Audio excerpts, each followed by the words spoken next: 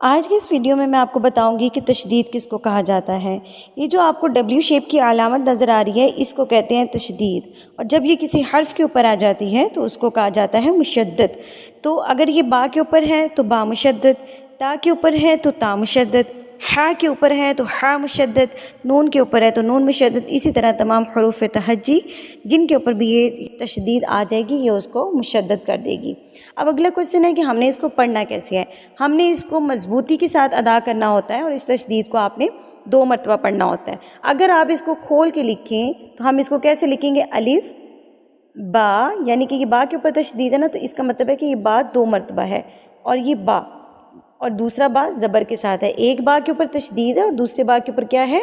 زبر ہے۔ تو ہم اس کو کیسے پڑھیں گے؟ پہلے حمزہ با زبر اب، با زبر با، اب با، اس طریقے سے ہم نے اس کو مضبوطی کے ساتھ پڑھنا ہے۔ حمزہ با زبر اب،